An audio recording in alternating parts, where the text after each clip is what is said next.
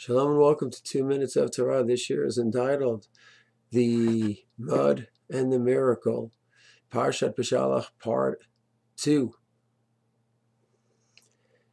It's also a continuation of the series of V'techezena Ainainu, of seeing the redemption. So we saw in the first Shiur that during the redemption, while they're being redeemed and going to the Yam Suf, according to the Mikdash, the people complaining about the mud, which means that before and during and after the redemption of Yam Suf, the people were complaining. It sounds so far-fetched, hard to believe, but let's move ahead to the next redemption. During the times of the second Mikdash, look at what happened. Open the Book of Ezra, look at the first few chapters. King Cyrus, most powerful man in the world, orders the Gentiles from around the world to help the Jews return home, and tells the Jews, you are free to go home and rebuild the Beit HaMikdash. Certainly not a typical order from a ruling Gentile. And he says, don't worry about all the kalim that we took, that Nebuchadnezzar took from the Mikdash. We'll take them out, we'll return them to you, and you just go home, build up the Mikdash. And how many Jews hear the call? So there are 3 waves of Aliyah in the first few chapters of Ezra, altogether 42,000 out of hundreds and hundreds and hundreds of thousands. 42,000 make the call. Some of them to be the Chachamim, some Gedolim, and then most of them just the masses of people, not exactly on the highest level, intermarried people, people that had no yichus, didn't even know they were Jewish, not Jewish, who their families were. It wasn't just that all the Gedolim left, then everyone else was left behind. That was not the case.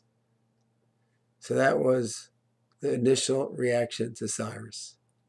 And then, as the people are building the Mikdash in Perek Gimel, and they're laying the foundations of the Beit HaMikdash, there's only 52 years after the exile, after the destruction of the Mikdash. It's true the prophecy of 70 years from Yirmiyahu. That means the Mikdash wasn't in full gear until 70 years later, but originally it started 52 years after the exile, which means there are many people that were alive. And what was their reaction when they saw the stones being laid for the foundation? And they saw that it didn't look like it was going to be as grand as the first Beit Mikdash, so they were crying. Yes, there were others that were screaming and blowing the chatzos, and they were so happy and had such joy. Another group who saw the Mikdash, they were crying. And the first group that was so happy tried to sing louder to drown out the cries of the other group that was crying. This is not how you should celebrate the Mikdash. You complain that it's not exactly how it was 52 years earlier. Aren't you so excited that Cyrus told us to come home, gave us permission, that we're building the Mikdash, we're going to have the Mizbeach, we're going to have Korbanos back. So it's not exactly the way you wanted it. So to me, this is another example in the second Commonwealth, how before the redemption even starts, only 42,000 people return.